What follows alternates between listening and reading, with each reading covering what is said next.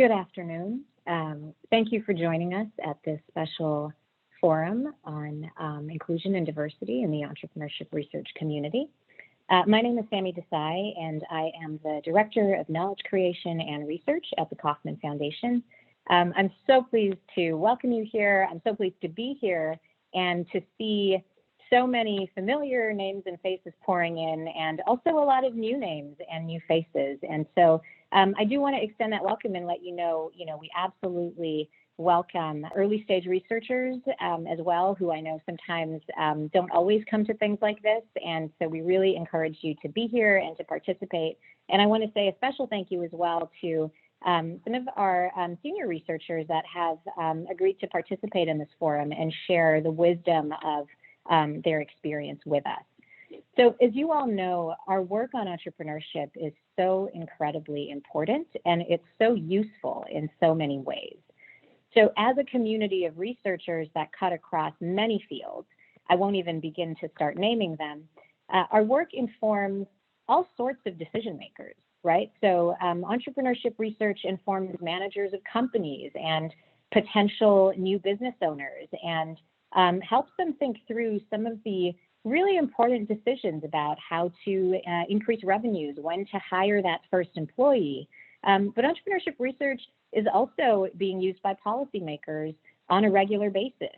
How do you think about what the economy needs and where jobs come from? Communities think about entrepreneurship research and all of the gains from entrepreneurship when they're designing their economic development policies and talking about competitiveness and innovation. And so it's such a big topic, and it's such a multidisciplinary and cross-disciplinary topic that we wanted right now more than ever to think about what entrepreneurship means to the research community and how the research community navigates questions of entrepreneurship, rewards and thinks about and encourages our various methods and theoretical perspectives and collaboration, and how the pipeline actually looks when entrepreneurship is front and center for so many people.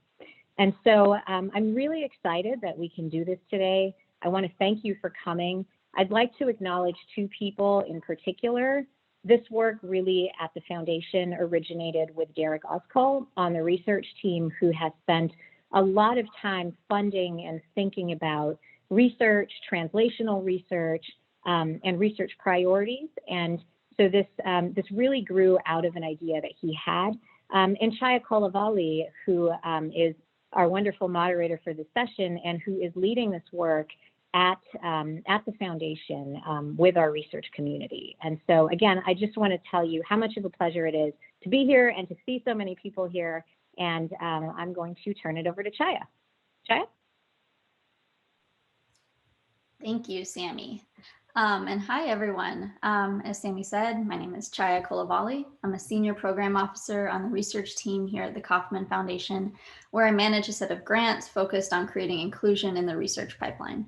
I'm really excited to be able to moderate this discussion today. All of our invited speakers are incredible leaders in their fields, and they've also been providing invaluable guidance to our team as we think through how issues of diversity and inclusion shape the research produced on entrepreneurship. So I'd like to take a moment to introduce all of our panelists before we begin today. We are joined by Dr. Sameeksha Desai, who you just heard from, who is our Director of Knowledge Creation and Research at the Kauffman Foundation, Dr. Robert Fairlie, Professor of Economics at University of California, Santa Cruz, Dr. Kimberly Griffin, Professor and Associate Dean for Graduate Students and Faculty Affairs at the University of Maryland, Dr. Faye Harrison, Professor of African American Studies and Anthropology at the University of Illinois at Urbana-Champaign, Dr. Lerner, Head of Entrepreneurial Management Unit, and Jacob H. Schiff, Professor of Investment Banking at Harvard Business School, Dr. Jessica Looze, who is a Senior Program Officer in Translational Research here at the Kauffman Foundation, Dr. Maria Minniti, Professor and Louis A. Bantle Chair of Entrepreneurship and Public Policy in the Whitman School of Management at Syracuse University, and Dr. Antionette Schoar, a Stuart C. Myers-Horn Family Professor of Finance and Entrepreneurship at the MIT Sloan School of Management. So for today, we have solicited some great questions in advance from our audience, and we've incorporated those into our discussion agenda. but also feel free to drop questions in the question box as our conversation develops. With that, I would like to kick things off by asking each panelist to introduce themselves just a little bit by talking about their area of research. And because we have such an interdisciplinary group, and because the field of entrepreneurship studies is very interdisciplinary, to share a little bit about how inclusion has been both understood and addressed within each of their academic disciplines. And you'll each have just around 4 minutes for that intro. And perhaps we could start with Dr. Minniti, if that works for you. First of all, I would like to thank the Kauffman Foundation for organizing this event. I think a conversation like this are incredibly important, and thank you to Chaya and Sami for inviting me. I'm honored. So let me tell you a little bit about myself and also what brought me to study entrepreneurship, because it relates to the topic and I think it's relevant.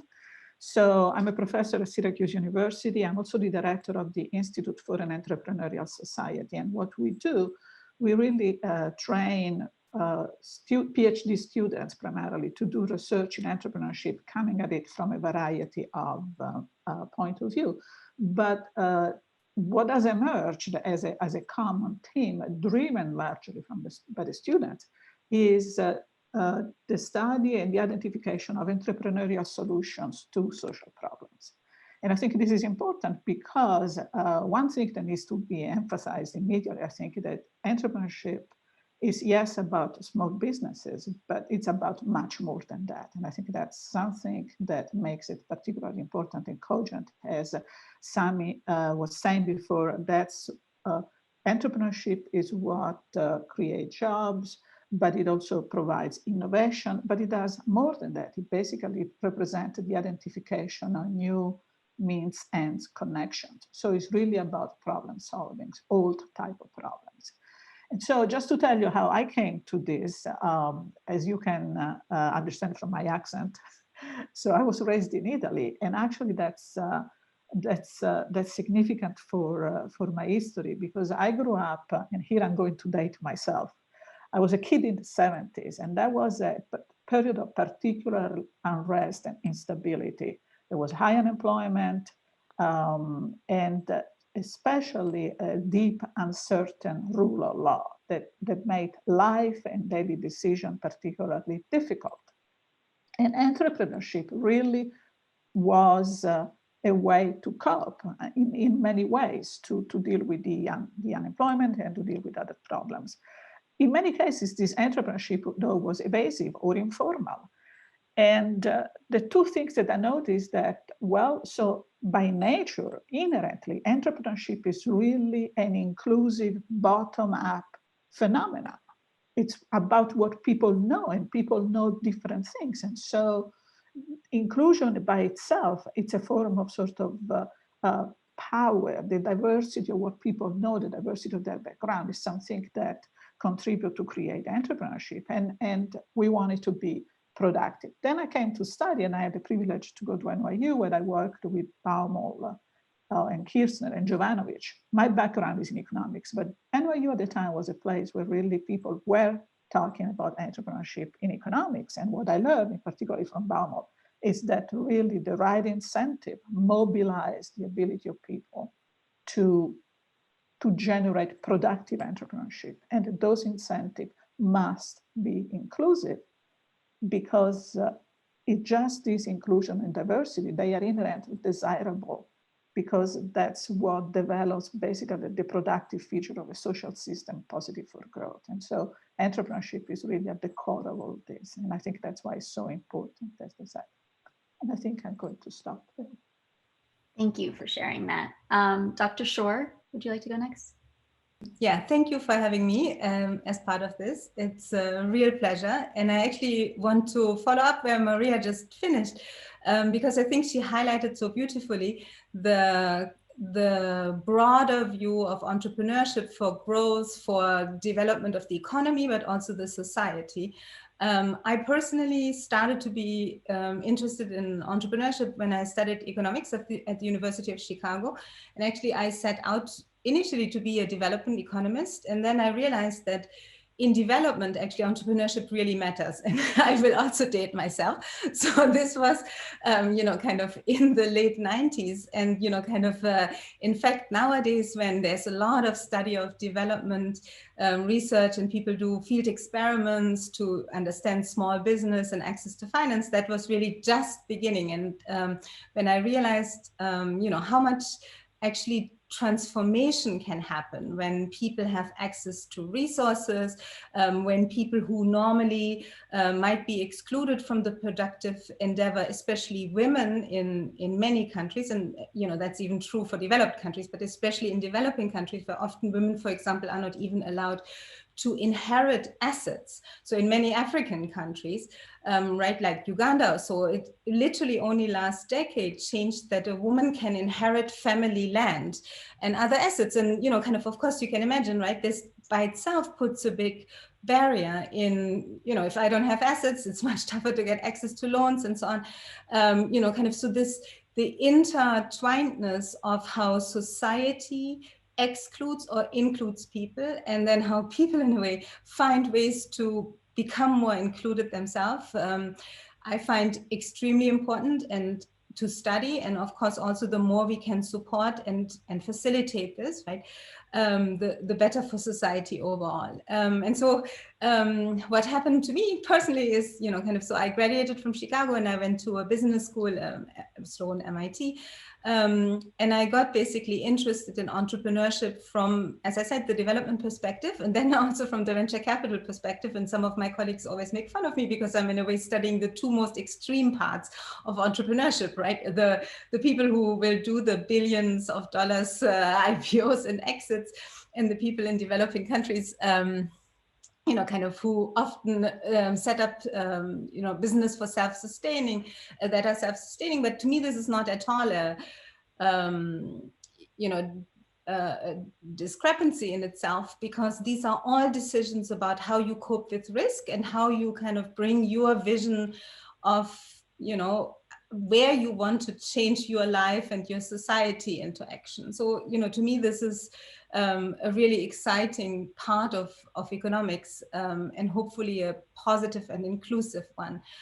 I want to say one thing, because especially I'm an economist, I'm especially a financial economist. On the research side, I feel we haven't made as much progress as one would like to, and by far not, I would say.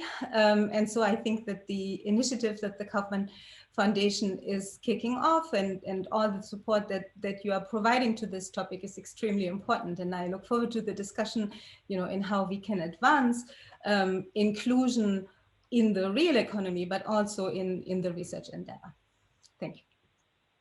Thank you. Dr. Harrison?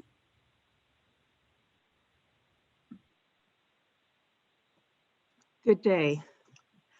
I'd like to thank the Kauffman Foundation for doing this roundtable, this conversation, and for sponsoring the research project on diversity and inclusion and research on entrepreneurship. I appreciate being part of the conversation, although I am not a researcher who focuses on entrepreneurship. However, in my background, I have studied the informal economy in Caribbean settings, in the United States, in immigrant contexts in the United Kingdom. And I would say within those spheres, forms of innovative problem solving, as Maria put it, have been integral to very often the very survival of populations that have been structurally and very often politically rendered vulnerable and outside of dominant notions of who belongs within the nation, who belongs within the citizenry, and who are productive contributors to economic development, to the economy.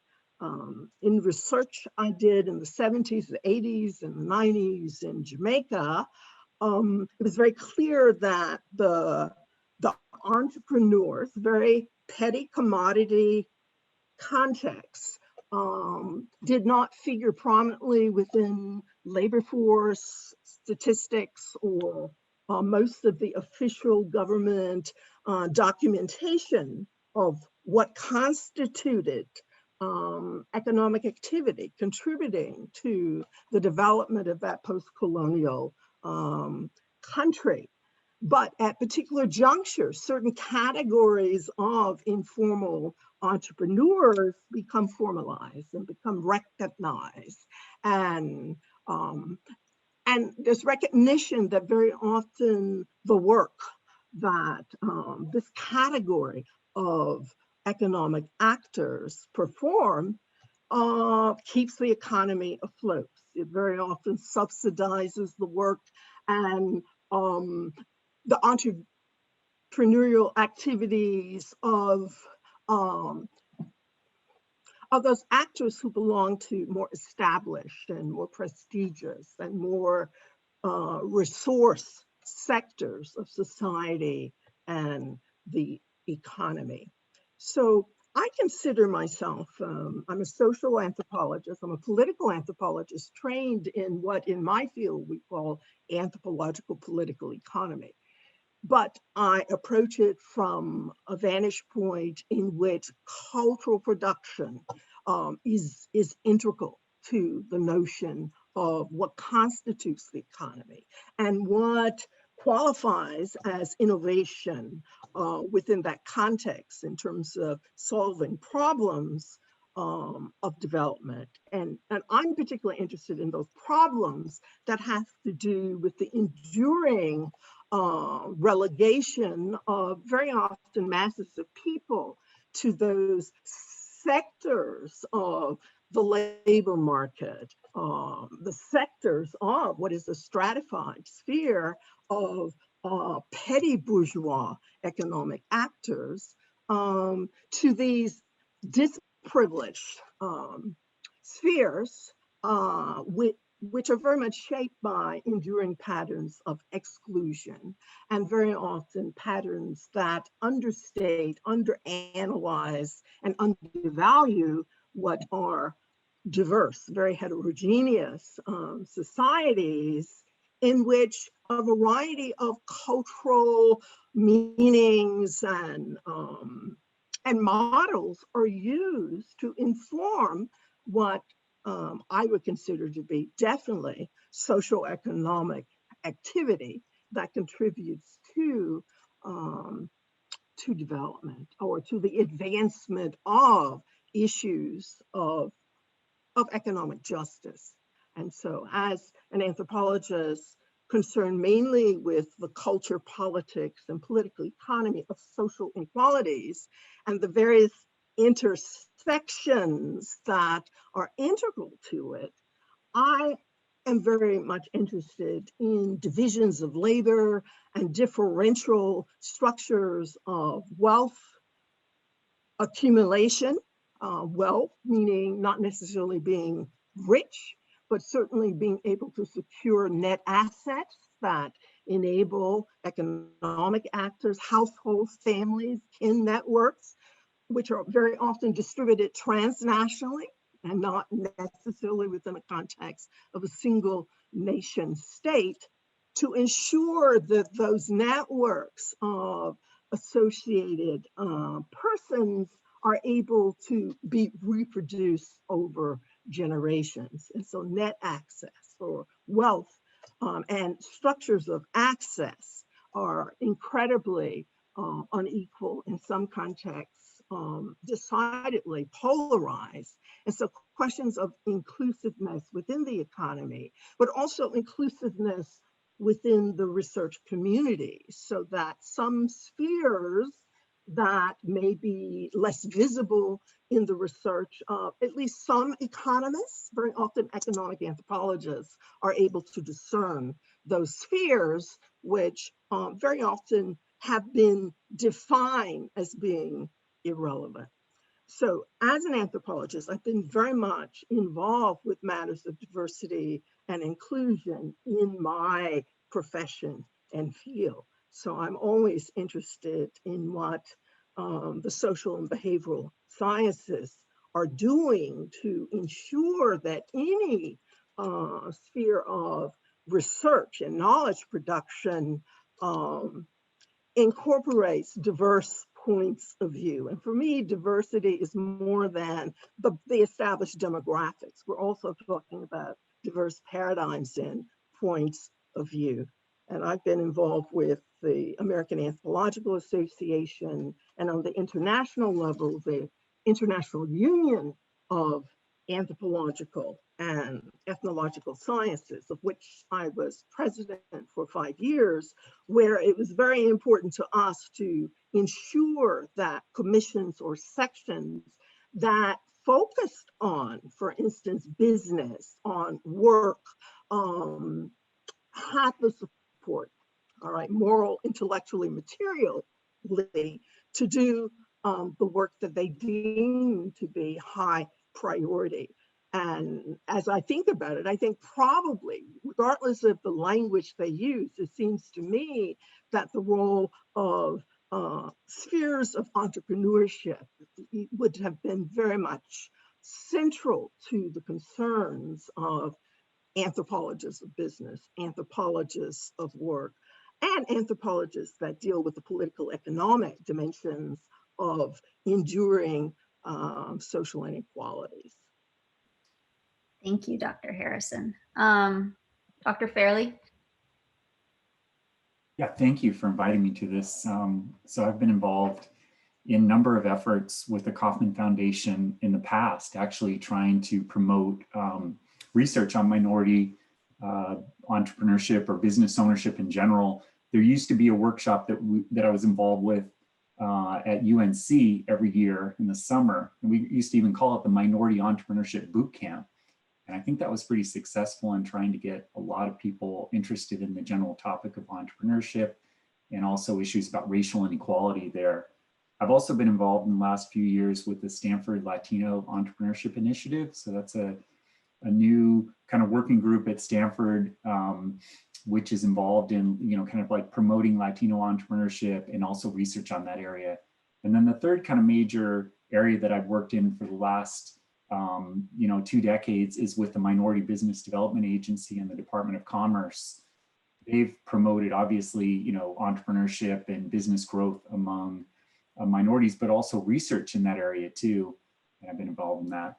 So I've been doing a lot of work lately on the impacts of COVID-19 on, small business owners in general, but also looking at the disproportionate effects that they've had on minority business owners. And what I found is kind of early on in the pandemic, that especially African-American business owners were hit extremely hard. There was a 41% drop in the number of business owners just in a 1-month period in April. That's recovered somewhat over time, but those losses have just been extreme. So I think that these topics are really important. There definitely have been disproportionate impacts with COVID-19. Just in general, there's a lot of racial inequality in terms of access to capital, in terms of business success, business ownership, new business creation. So those are some of the areas that I've studied over time. I've also studied kind of more general. I'm doing some work with the Census Bureau right now, trying to create a panel data set that will track every startup in the US economy. So it's kind of an ambitious project, but we're making some progress on it. Our goal is to be able to track job creation and survival among every startup, and then be able to link that with a lot of other data sets to get some background on the owners. And so we are hoping at some point to be able to look at the owner's race and ethnicity and track that over time to see differential rates of success. So I think that there's a lot. It would be great to kind of have more of a conversation here. I'm in an economics department. I've always been kind of constrained, I think of it as, being in that department and the struggles of trying to publish just any kind of work on entrepreneurship in an economics field is not easy. And we can also talk about that. And then just kind of more generally, studying racial inequality is also another field that's not always valued in economics. And I think that's kind of changing a bit now. But if you're studying kind of US inequality issues, it is difficult, and you really need to think carefully about how to kind of pitch that to these journals. You know, unfortunately, this is kind of the reality that we have. Thank you. Dr. Griffin?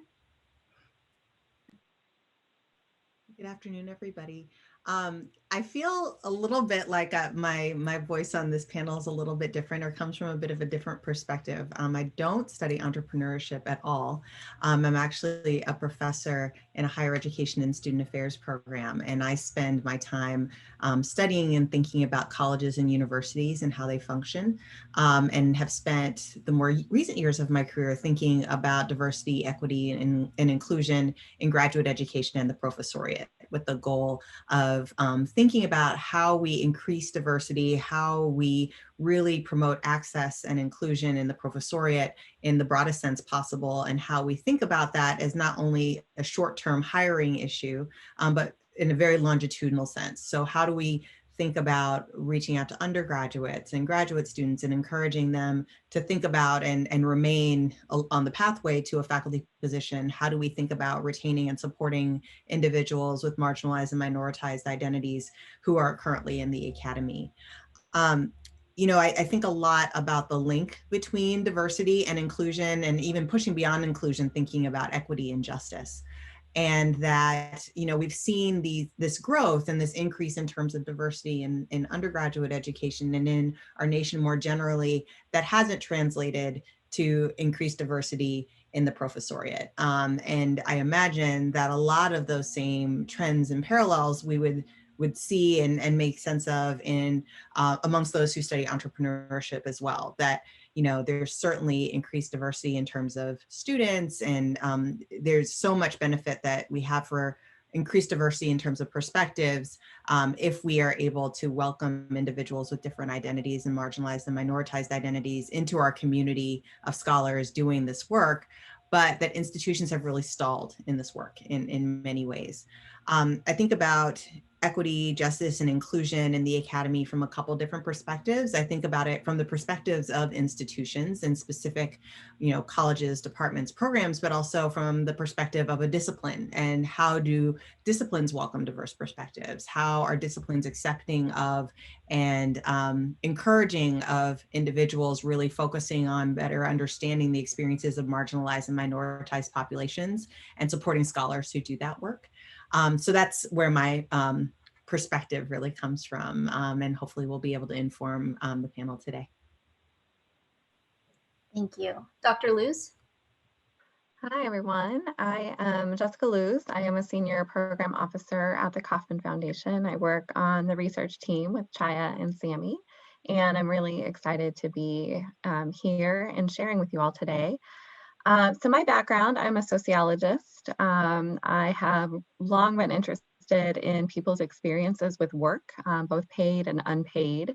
My own research is centered a lot on the labor market and women's experience in particular in the labor market, how motherhood shapes women's decision-making, how it shapes their experiences with work, and how it shapes outcomes, especially in terms of wages.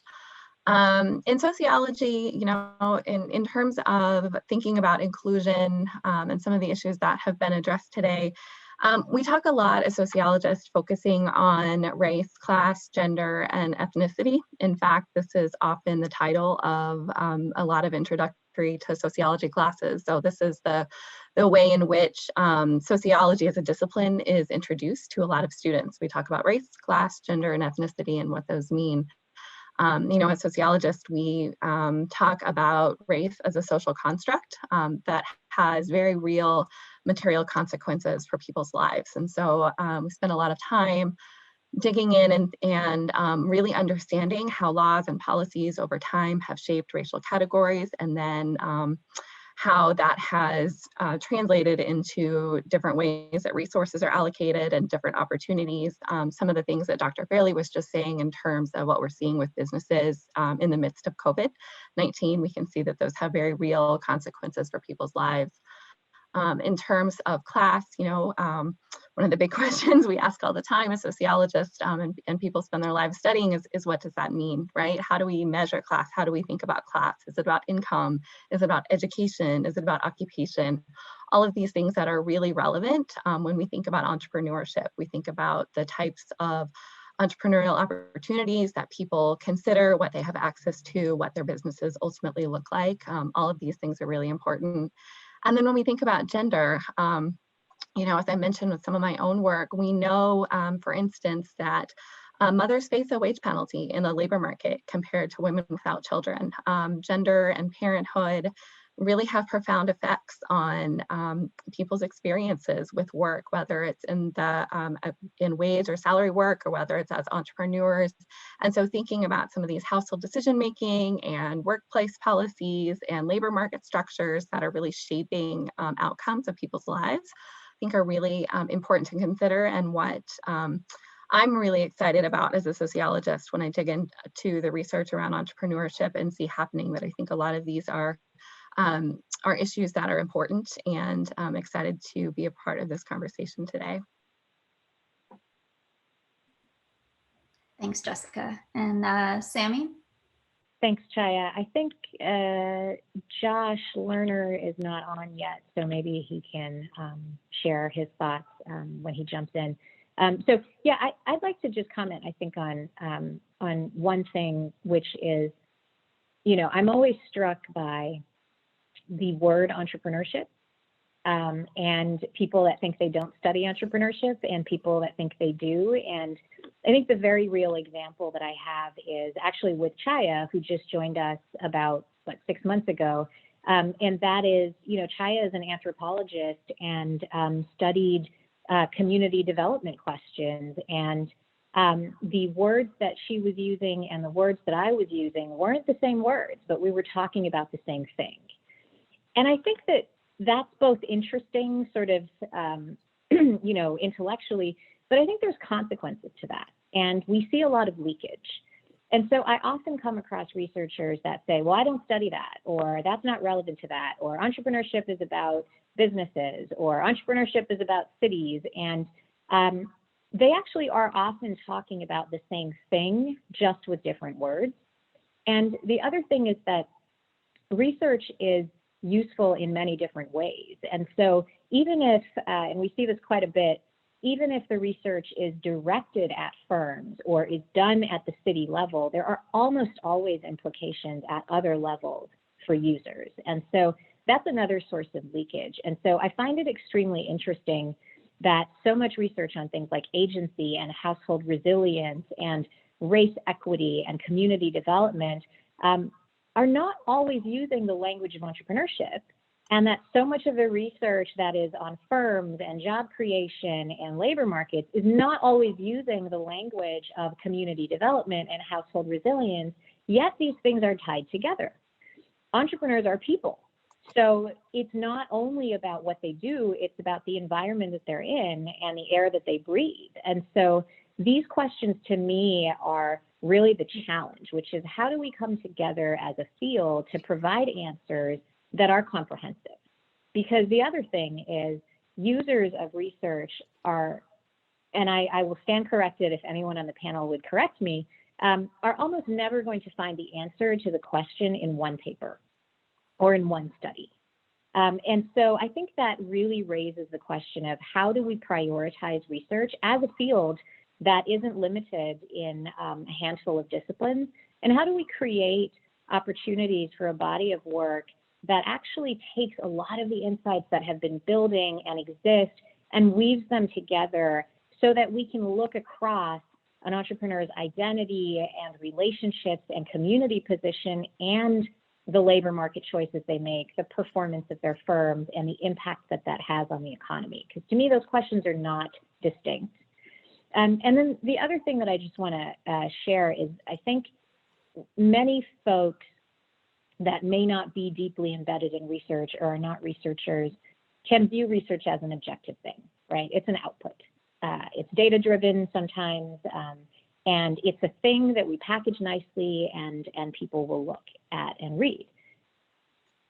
Research is deeply personal, and I think hearing some of the stories of the researchers that have just shared their stories really shows us how much we as a research community find connection with work, and in some cases are motivated by our own lived experiences. And I was reading a book, I think many people in the audience have probably read it. I was reading a book that Dean Shepard co-authored, and in it, he writes about a very personal experience of his own. And it really demonstrates, I think, the connection that probably many of us have experienced. I will give you my example. I grew up under martial law, and I watched a revolution. And when that happened, I became very interested in the intersection between political change and economic change. And that's what really drove my interest ultimately in entrepreneurship. But I also felt like I couldn't find a home in economics or in political science. And so I actually wound up doing a PhD in public policy, which I felt like gave me the best of both worlds and the ability to work on both topics. And I think, you know, I'd love to talk about the trade-offs around multidisciplinary and interdisciplinary research, because there have been great advantages to taking that perspective, and it's also been harder in some ways. So I just want to flag those activities and those questions, and then really just throw something out as sort of a motivational question, which is right now, as we're talking about COVID and we're talking about how the economy is going to look in the future, I just want to remind us all that this is a question about the economy that is the sum of many millions of people and many millions of businesses and many millions of communities. Thank you, Sami. And we're still waiting on Dr. Lerner, but when he pops in, we can just have him give his intro. We can go ahead and get started though. That was really helpful context and framing for your background all of you bring to this work. And I think the interdisciplinarity that's represented here is pretty illustrative of the opportunity and the challenges in having a cohesive understanding of what the research community is that studies entrepreneurship. And Dr. Griffin's lens is also really helpful here in helping to take a meta level view about the real life factors that are shaping these research trajectories. So moving on to our main discussion section, we're drawing on a pool of questions that include audience submissions, but again, feel free to drop questions in the chat box. I've organized our discussion into three main chunks: questions that broadly explore the research pipeline, questions that are specifically about research training and student inclusion, and some questions to close that are about actions that we can take or next steps. So we'll start by talking about the research pipeline and the sorts of backgrounds that researchers bring to their work, the favored methods and lenses and theories that inform that work, and what's included and what isn't in our current entrepreneurship research community. So this first question I'd like us to talk about is, what are the favored methods and approaches to studying entrepreneurship within your disciplines? And what do you think are the challenges for scholars to move beyond those approaches? And maybe we could start with Jessica. I think you might have an interesting take on this from sociology. Yeah, thanks, Chaya. I think I've probably shared this story with Chaya before, and I'll share it with you all here. I actually have, I don't necessarily know if it's about methods. I think it's more about what Sami was just speaking to in terms of people studying entrepreneurship and not even realizing it. You know, and I also have found it sort of fascinating in my own trajectory as a sociologist that there was so much focus on wage and salary work and very little understanding of what the experience was among people who are entrepreneurs or self-employed. There are certainly sociologists who are doing really phenomenal work around entrepreneurship and looking at self-employment, looking at business ownership. But in the larger sort of discipline, a lot of focus is really on wage and salary workers, probably for a variety of reasons. But that said, I think, thinking about methods and approaches within sociology, it's a really wide variety. We have folks who are doing really quantitative work. We have folks that are spending time out in the field doing ethnographies and spending time with business owners. We have folks that are doing interviews. And I have to say that that's something that I really appreciate about the discipline of sociology in particular, is I do think there is a lot of room for different methodological approaches, and those are really valued within the field of sociology. Thank you. We can open this up. This can be a more conversational roundtable. Feel free to jump in. I don't have to call on you, but perhaps Antionette, you might want to go. Sure. Actually, Jessica laid this out very nicely, right? Because sociology in some senses has a much broader funnel of, if you want, acceptable methodologies than, say, economists have. And when I came into economics, actually the method of studying was in some sense restrictive, because it was mainly based on administrative data using existing large data sets. But actually one big breakthrough over the last few decades has been the introduction, right, of field experiments and doing more real field work. And as part of doing field experiments, people actually started realizing, I need to know something about the world. It's not just, right, when you have just data, you can run regressions, you can control for certain things, and it's very easy to do. And sometimes people did it maybe in the past more mindlessly, because it was just a variable that gets plugged in. When you're really in the field, you realize context matter. And I think this has been, many people talk about, kind of the credibility revolution through better methodology in economics.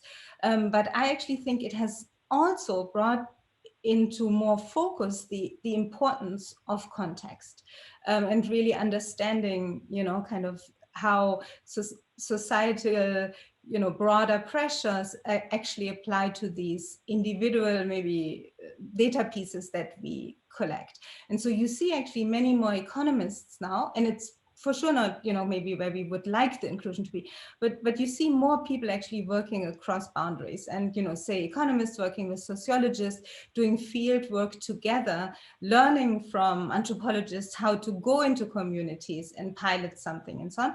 And ideally, I would wish, right, that we do this way more to learn from each other. Can I follow up on that also? So one of the things is it's actually really difficult, though, to be able to do this kind of work, right? Field experiments in the US. And when you're trying to study racial inequality issues, it's even more difficult, right? It's hard to be able to set up experiments. Fundamentally, race is not something you can create as a treatment group or a control group. And so that actually creates a lot of limitations. So that's why I think, like in the US, you just see a lot less work using kind of like what people are calling sort of the gold standard of doing a field experiment or a randomized control experiment. It is a great method. I have certainly used it in some kind of major projects I've done with the Department of Labor on entrepreneurship training, for example, but it really is limited in terms of how many applications there are. And unfortunately, when you're studying these kind of issues about communities and racial injustice and other things that are just kind of fundamental, problems right now, we're kind of stuck where you can't really use those techniques. And so it's kind of, I think we need to kind of figure out other ways of being able to deal with it. If I may jump in, sort of bring in a little bit the perspective, looking, for example, at what gets published in management. Management broadly defined sort of the advantage of being almost by definition cross-disciplinary. And so there are economists, the three sort of major group, I would say, is the economist, the sociologist, and psychologist. And there is sort of work across the boundary lines, but it still remains, and so the benefit of that is that we see really a variety of methods that go from more econ, quantitative, sort of econometrics-based studies to qualitative studies. Anthropology has had actually quite an influence in recent years, as well as a more individual-based longitudinal study rooted in psychology experiments. So there is a big variety, which I think it's a richness. At the same time, having real conversation across disciplinary boundaries still remain problematic, and it remains problematic in particular when it comes to publishing publications in top journals, because it creates difficulties. For example, you have to send a clear signal to what your lens is so that you will get reviewers that can appreciate what you've done. And so this is a particular challenge, particularly for younger scholars. One thing that I want to mention also is that there is also an entire field that has developed around entrepreneurship. The focus really on entrepreneurship is the idea of emergence with journals, and there is a lot of conversation going there, and that's really something that is engaging quite across discipline. The translation problem, unfortunately, remains, and I think that's largely related to the journals and the structure of the tenure system, basically, and the journals you had to publish in, and so what kind of conversation you want to have, and that's a really bigger long-term. I'd like to follow up on what's been said about anthropologists and the sort of methods, and I emphasize the multiplicity, because I think very often anthropology is conflated with and treated as a synonym for ethnography, and I find people outside of anthropology who use ethnography very often have a more narrow understanding of what ethnography encounters. For me, is not a method, it's a methodological orientation where participant observation and that personal immersion from the bottom up, and it could be bottom up, even if you're studying, let's say, economic elites or whatever, but you get, real people and human faces working in conversation with aggregate data, all right? And so for me, ethnography is multi-methodological. And depending on your training, the types of questions you pose, and so forth, that determines what the balance between what we call qualitative and quantitative techniques will be.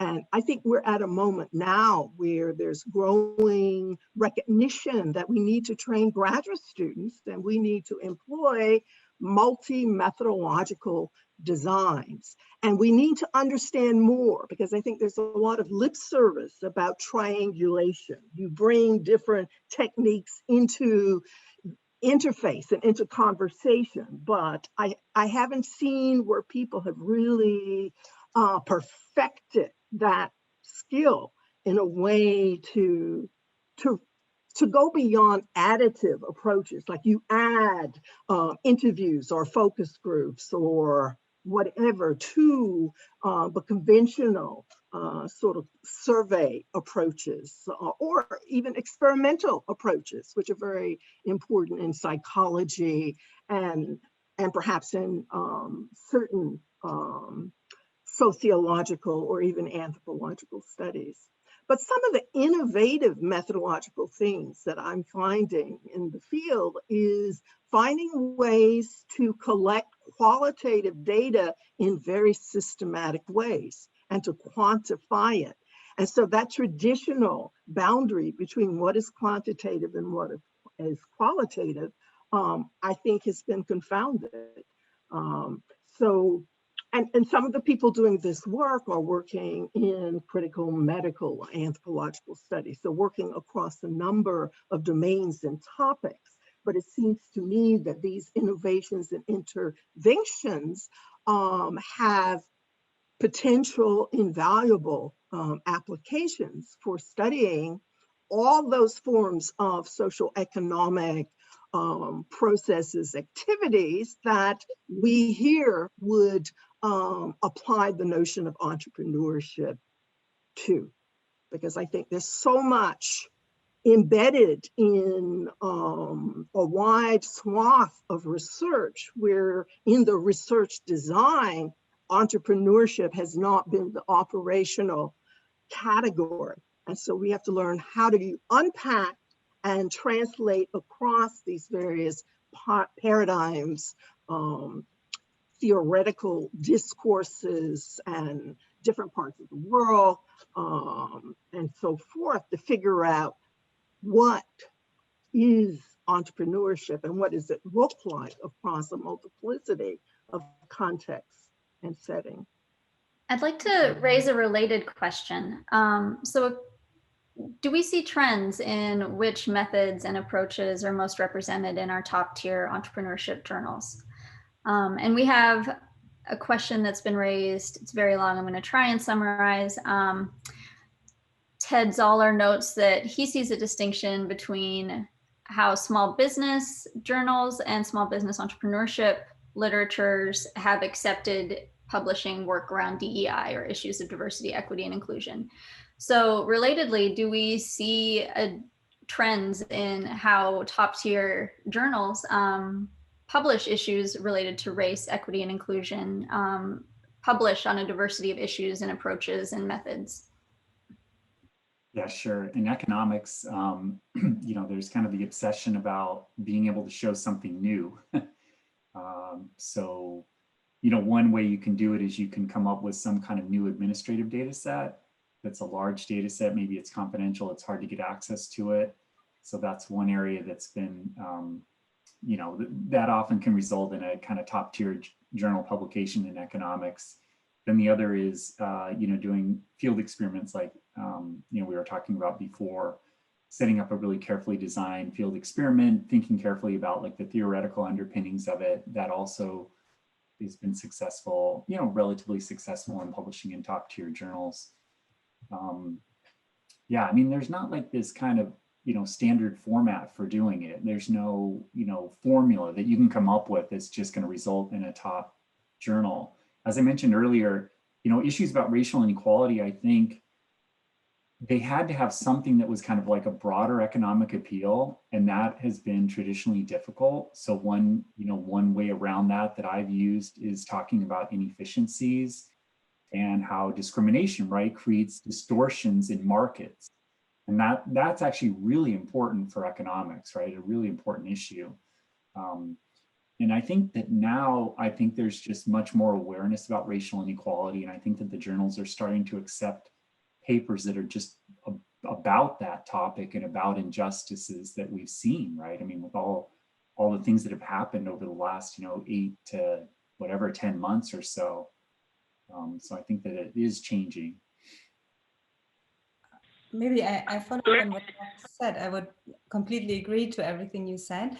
I think journals are, so what I've seen is a number of journals like the RFS, or, you know, an organization like the National Bureau of Economic Research is trying to promote more conferences, workshops, maybe, you know, kind of joint publication conferences like, you know, the RFS and the NBR will do, and we will do one in finance as part of, you know, corporate finance and NBR RFS publication.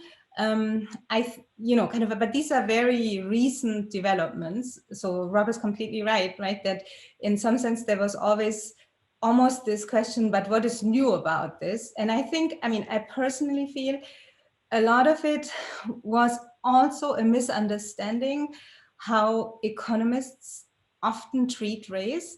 It's treated as a characteristic only, but not as an experience in which you live, and you know, kind of a set of, say, ways to interact with society, or how society is shaped to interact, you know, kind of with different people in society. And I'm sure for, you know, kind of sociologists or anthropologists, that's kind of obvious, but it hasn't been, I think, for economists for a very long time.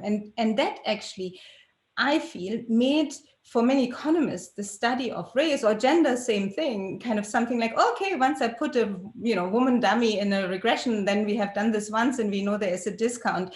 Thank you. Why do you need to do this again, right? But once you understand, oh, wait, right? This is not how the world works, right? It's a much more complicated system of how different experiences you have, interactions you have, actually shape maybe how you yourself react to the world and the world reacts to you, etc. Right? Then even, I mean, this will sound really obnoxious what I'm saying, but actually I think there will be so many very interesting things to study.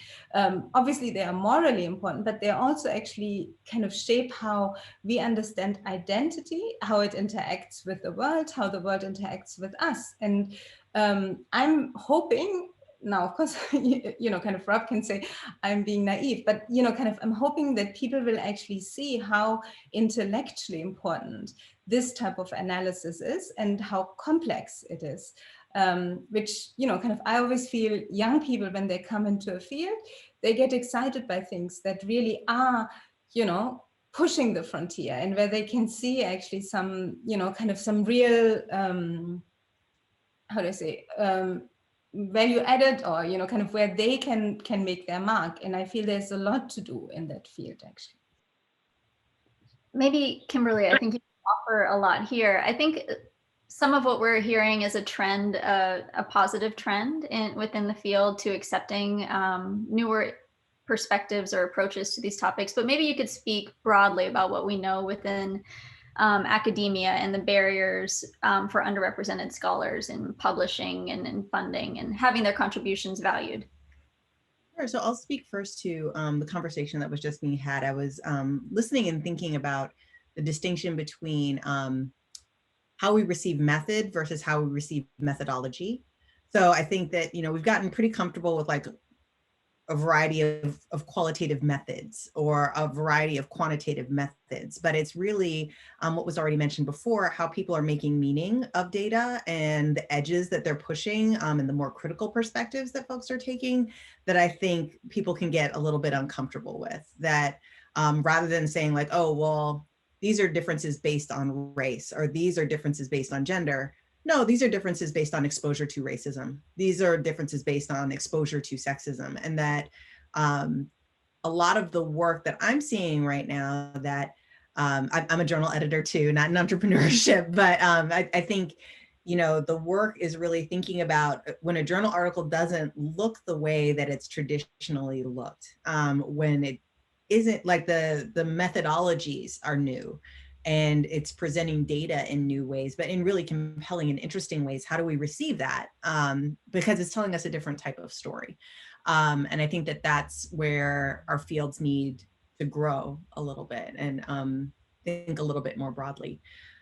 If we think more generally, though, about underrepresented scholars or scholars with marginalized and minoritized identities and what some of the barriers and the roadblocks might be, I think for a long time, we've looked at those scholars and tried to figure, how do we train you up to fit within an existing system and structure? How can we make sure that you are able to successfully navigate what's already here and change yourself to fit into structure? And I think more and more, we are looking to institutions and asking them to reflect on themselves and how they are functioning as exclusive institutions and not inclusive ones, how they're perpetuating inequity rather than being equitable, that we tell ourselves these narratives about the meritocracy and fairness that actually don't bear out in our structures and our systems. So how can we really look at and rethink, if we're thinking about hiring a new group of folks, how do we recreate and exclude individuals, again, who might be doing work that's more innovative or outside of the mainstream by the way that we structure a job description, by what signals we're looking for in terms of institutional prestige or who people know or the types of institutions that they've come from. How are we not recognizing the wonderfully unique and rich contributions that scholars who are doing these kinds of work can make to our institutions by the way those hiring structures are set up? And we know an awful lot about how scholars with marginalized and minoritized identities experience the academy once they're actually in institutions. And certainly I'm sure that there are unique concerns that faculty members who are in disciplines that are doing entrepreneurship research have to manage, but just more generally across the board, we know that scholars that identify as women, that identify as people of color, more often face forms of bias and discrimination, doubt about themselves and their abilities, both inside and outside of the classroom, from students, from their peers, that they get asked to engage in forms of labor that are not recognized in the academy in more deep and meaningful ways, so that they're doing more of the emotional labor, more of the mentoring, more of the teaching that can be very, very personally rewarding. But, you know, particularly if we're talking about tenure track faculty, that doesn't get recognized in our systems in the same way. And in fact, might distract from the work that gets recognized in our systems in those ways. If you're doing cutting edge research that maybe the top tier journals aren't as accepting of, you get viewed as not being a serious scholar or a rigorous scholar. You might have a harder time landing grants or landing papers in visible places. So there are all these different ways in which we can think about, you know, marginalization impacting the experiences of individuals who are more likely to be doing this work, and that the work that they do doesn't get recognized as being as valuable maybe as some of their colleagues.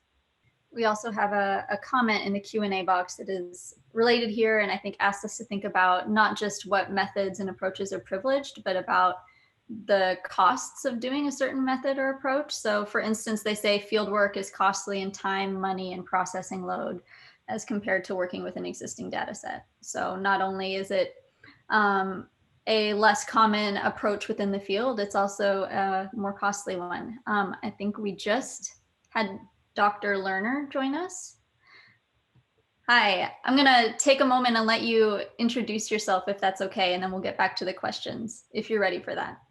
It's great to be here. I've taught at Harvard Business School for a long time, basically spent the last 7 years running the entrepreneurship group here. Have had you know, a long relationship with, I think my first visit to Kansas City to visit the Kauffman Foundation was in 1994.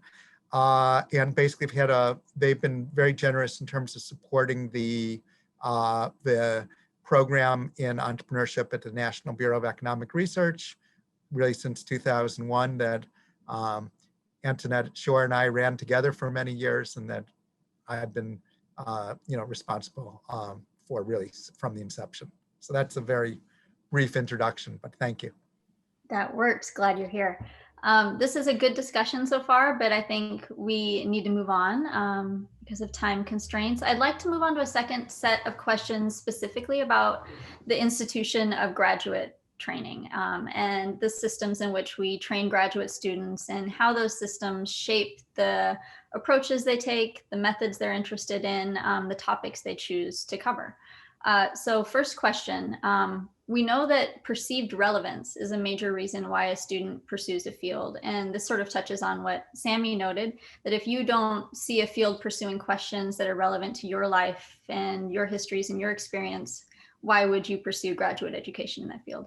So students are attracted to a field because of all these reasons and more. What students see themselves as researchers who study entrepreneurship? And to follow that line of thinking, what student perspectives are lost due to perceived lack of relevance? I'm going to jump in and just sort of summarize very quickly what the experience of the students who come for a PhD at SU and in the area of entrepreneurship. And I have to say that the way we approach it is sort of a mentor system. So they come and start immediately working with somebody, which to some extent is sort of a costly way to do it, but I think has been very rewarding. And one of the things that we do, which I think matters, is we tell them basically that you are a scholar from day one, the moment you arrive. So start writing, start thinking, while of course at the same time taking all the classes and passing the exams. And what that does, I think, it empowers them to follow their interests. And I think that makes them own what they do. And so in terms of, for example, questions, we've had a huge variety of questions asked in the context of a business school. So just to give you an example, we had PhD student, and these have all been placed successfully. A student who did the dissertation on entrepreneurship and ADD. We have students who's currently studying wildfire management and the way in which entrepreneurial solutions have emerged from communities. We have somebody else who's actually doing a more econ approach to the effect on entry actually of different type of labor legislation. So I think that the empowerment of students from the beginning and letting them pursue something that is really interesting to them, as opposed to making them necessarily, that's important as well, but making them necessarily fit into, okay, I wrote 10 papers on this, so I want to do the 11th paper, I'm going to give it to you. I think that has been particularly rewarding in terms of the variety of topics, that the questions they are asking are very broad. And this applies to all students. One thing that I'm going to refer to something that Kimberly said before that I thought was very interesting with respect to inclusion. We're talking about diversity and faculty. And she brought up, I think, an element that is really important, and that basically faculty diversity is a long-term problem. And so it starts with the way in which we recruit and develop students that may have a very diverse way of looking at things, and that can bring in very diverse, very different problems. So I think that freedom from the beginning will let them pursue something they're passionate about might be important. While I don't have a specific answer to this question, I would say that some of the work that I and others have done looking at strategies, thinking about increasing diversity in science research, is acknowledging that individuals with marginalized and minoritized identities are not exclusively, so I would say like they aren't the only folks who center this, and not all individuals with marginalized and minoritized identities center this, but oftentimes we hear folks saying like, I want my research, if I'm going to do research, I want it to address a specific problem, and I want it to be able to be for the benefit of my community. So I think to the extent that we can help folks see the connection between entrepreneurship research and concrete problems or concrete issues that are impacting their communities, and seeing it as a means for transformation, for change, for community uplift, that's going to be helpful. That to the extent that we're thinking in very distal ways from, like, well, what's an interesting thought problem? That certainly is appealing to, certainly appealing to some folks, but I think we see that there's an increased likelihood amongst women, amongst men of color, to really want to think about, well, how does my research solve a problem? How is it helpful? And how can we help people make those connections can be very helpful in terms of increasing our diversity goals. That's a really helpful framing. Sami, did you want to jump in? Yeah, I don't have an answer. I wanted to add some questions, if that's okay. And so I think, we have the very sort of real structure of training PhD students that relies very heavily on a small group or on one mentor, right? And so on the one hand, you have the constraint that, I think Faye mentioned this, you get signals around what a field values, and often that may be what motivates an interested student to seek out that mentor, right? And so this question of what am I adding and what is the innovative new question that I can augment the field with might be more difficult depending on the field you're in, right? So I think I just want to sort of throw that out there. And I think the second thing is, particularly for people who are asking questions that you would call frontier questions, for lack of a better word, right? Where the data isn't well established or isn't there, I think we run into this very practical question for those students that it takes a long time and it's difficult to get that data. And sometimes you need money to get that data. And then who's going to help you write your grant application? And I think a lot of that comes back to access to resources in the program that you're in and who your mentor is sometimes. And then I think to add to that, you do have this question of the gap in the literature and the theory is not always a gap in the practice.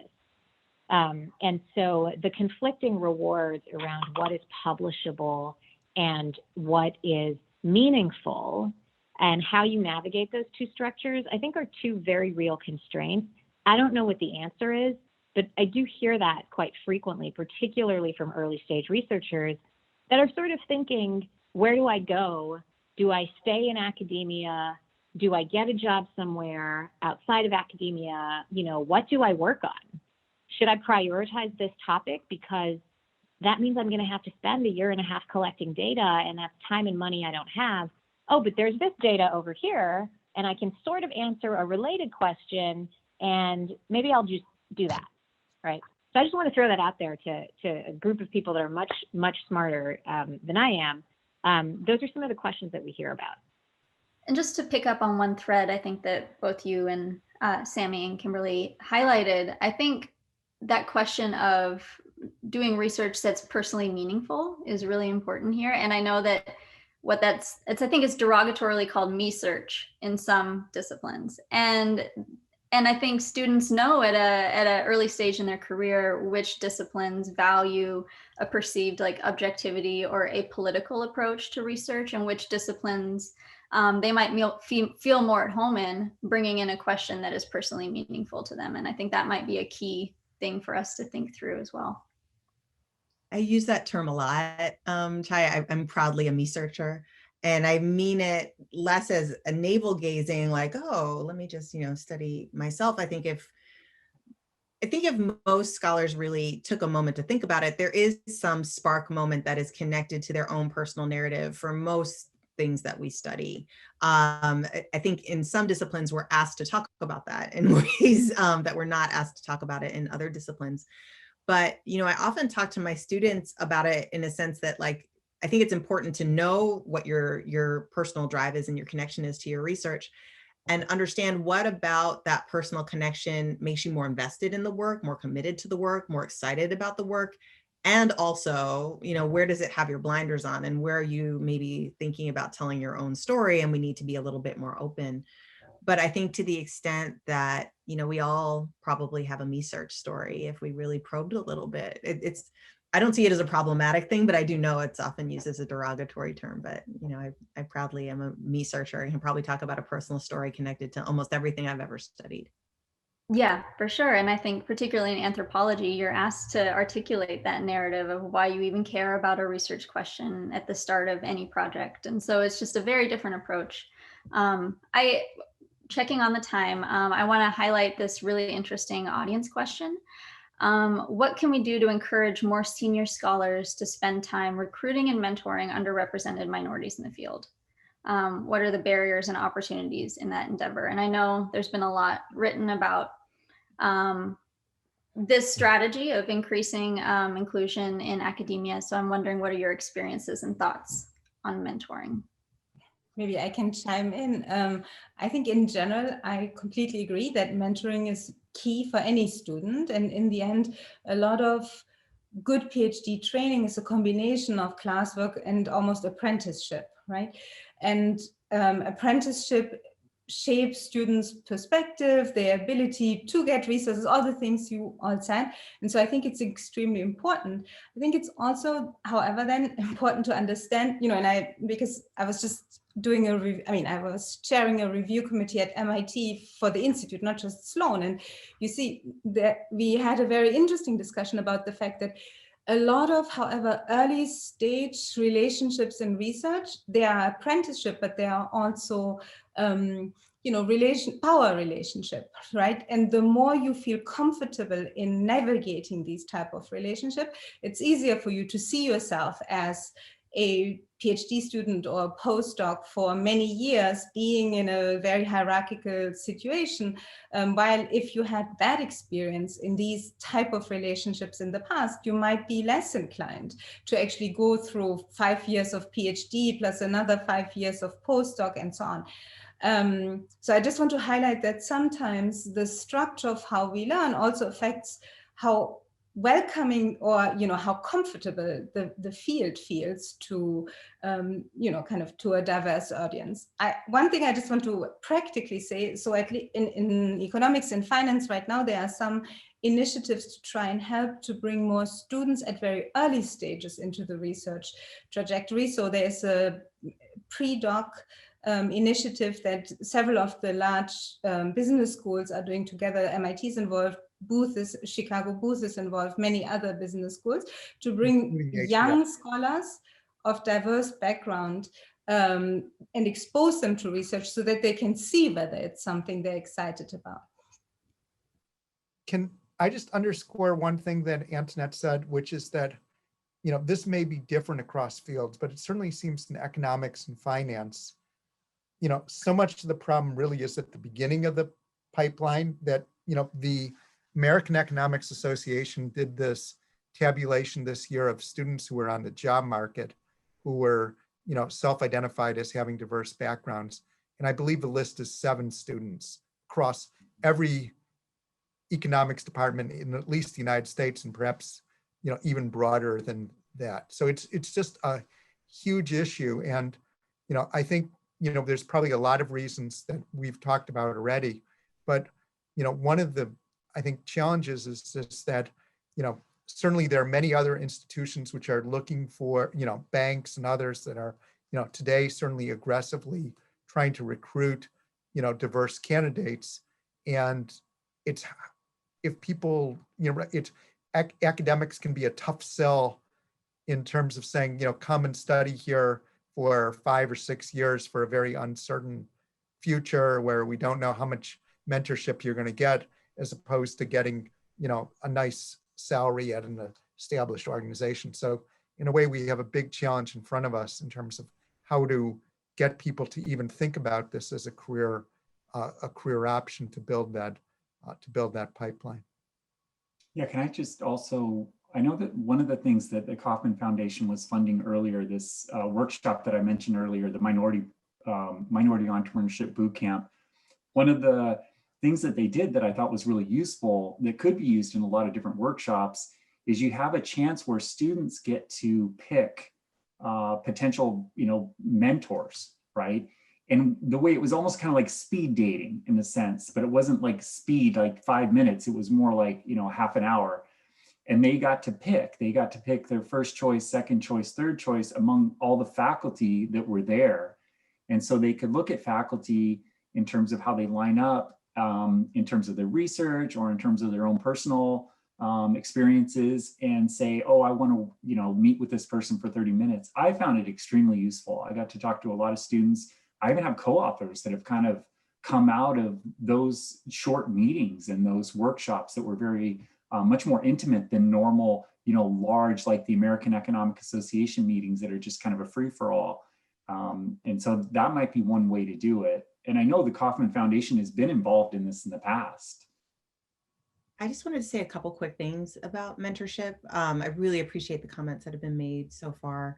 The first being that we really have to think about training for mentors, particularly when we're talking about mentoring that's focused on expanding access to the academy, that oftentimes I think with good intentions, mentors think about how to either minimize identity in relationships or think about like, well, I think that this person would be better suited by somebody who matches their identity, and that there's so much good work that can be done even when folks don't share an identity, just as long as identity is honored and respected.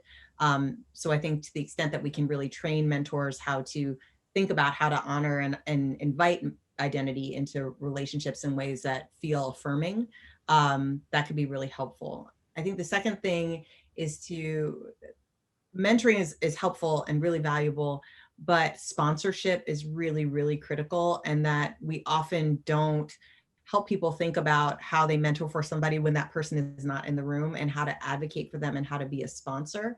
So I think, even shifting the conversation a little bit beyond like, sure, mentorship is great, but how do we encourage people to start thinking about sponsorship, which I think plays against some of the implicit biases that we may hold about folks in a different way, and that they're maybe not the first person who comes to mind when an opportunity comes up, that it's really, really important to encourage people to make those shifts. I'd like to call out a resource that Jessica and I just became aware of. I think the W.C. Grant Foundation has some really interesting guides and help along this issue of cross-racial mentorship relationships, with the goal of helping ease the burden off of BIPOC faculty at universities from being the sole mentors, and helping white mentors cultivate like racially aware relationships with students. So I think that's just something to follow up on later. We have time for just one more question before we close. So I wanted to sort of move into what are our next steps or our hopes for the field of entrepreneurship research. So I want to touch on this question. So what is next for scholarship on race and entrepreneurship? What questions have not been asked? Where does the field need to move? Maybe I'll kick it to Jessica for that one. That's a big question to end the day with, Chaya.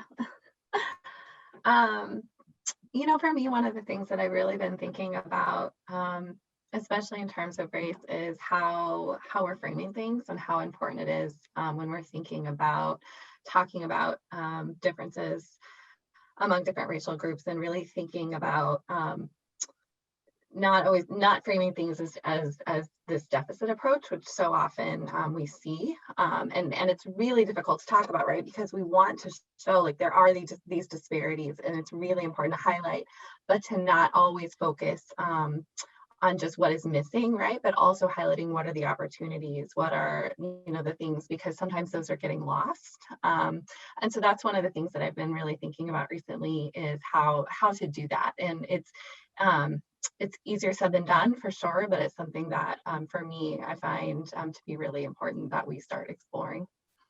Can I comment on that? Like, just add something to it? I mean, I think that's really important, right? Certainly in the field of economics, we focus a lot on deficits, right? And discrimination in particular is one.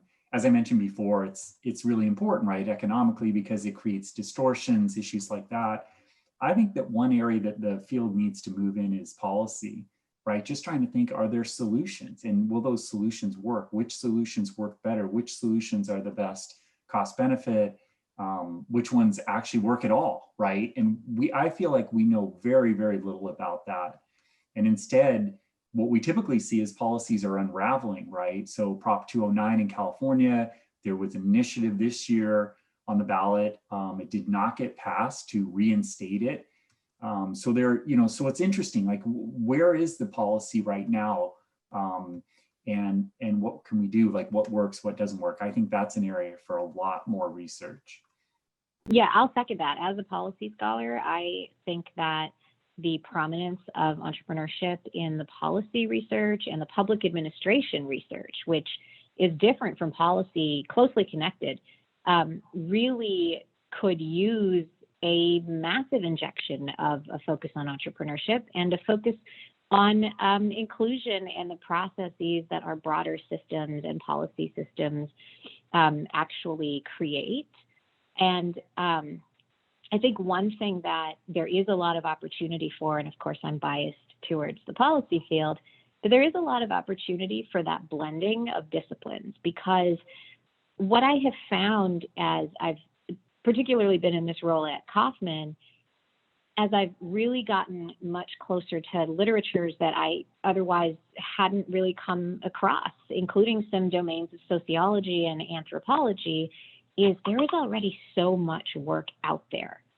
And when you start putting it together and you put some of these sort of, you know, really data-driven empirical studies around labor decisions with some of the insights from field work that has been conducted in communities, and you actually then craft that narrative, that's where I think the policy gains are. So I don't think it's that, you know, it's this policy offers specific domain opportunities. I think it's taking, policy is just a thing, right? I mean, I don't want to minimize it, but policy is really that sort of last mile extension of what we know in some ways. And so when we take what we've learned from all these other disciplines, that to me is really where we can then deliver real policy insights. I want to second. So I agree 100%. Sorry, Antionette. No, I completely agree with you, right? Even though you almost minimized policy because you said, it's just the last mile. But I think we've realized that this last mile is super important because often, say, behavioral biases or people's, kind of financial literacy prevents the most fragile people from accessing the resources that are out there, even, things like food stamps and so on. But in the entrepreneurship domain, right? I mean, just to highlight this obvious, kind of failure of our system that, kind of COVID also highlighted, right? Is if you think about the Paycheck Protection Program, it was from all studies I've seen, it was such a disaster, and Rob can probably speak more directly to it, but it really seemed, we spent $600 billion that seem to mostly have gone to the wrong people. And part of it is because we don't have the policy framework to even deliver the money to, say, the smallest entrepreneurs and so on. And therefore, I think, kind of like you said, Sami, these are huge issues to study in the economy, right? And for the social safety net that, kind of we are spending so much money on, if this got misdirected, then that's really not a good thing, right? If I may add just my 1 cent. I completely subscribe that. What makes me hopeful is that in general, it seems to me that there has been a push lately in the academy in general toward a sort of relevance. I think that in general, the academic system and research and researchers and universities have been put a little bit under pressure of, so what is the value here? And so that's probably forcing all of us to sort of rethink really the relevance of what we do. How does it matter? For what it matters? So that's, maybe it's a good change coming. I just want to jump in.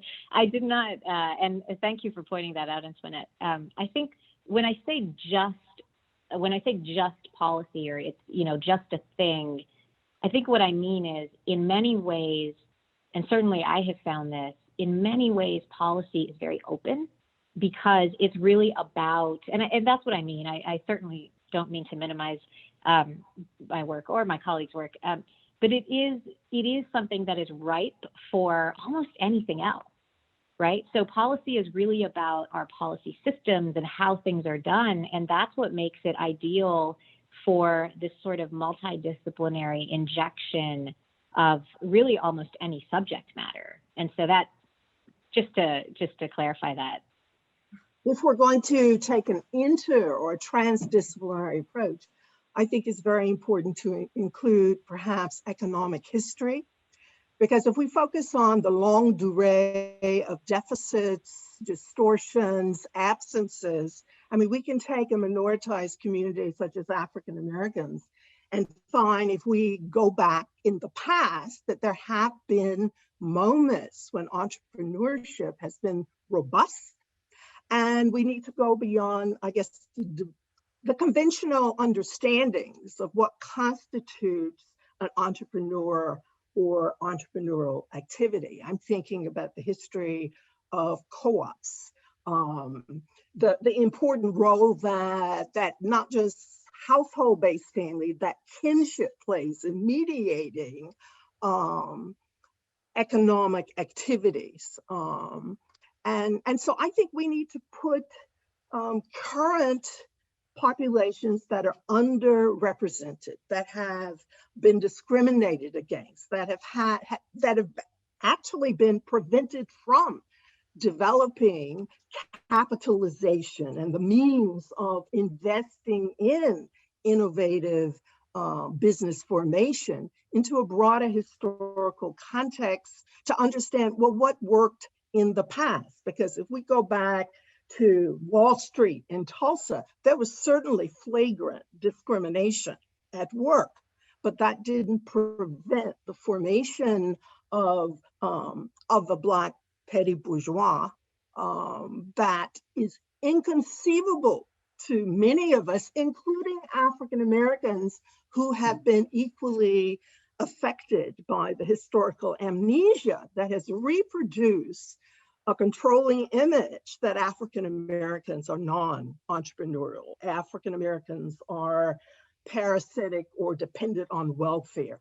And so I think that it would be very helpful to make sure that someone is doing the longitudinal or longer term research that historicizes the current situation, whether we focus on policy or on or whatever else.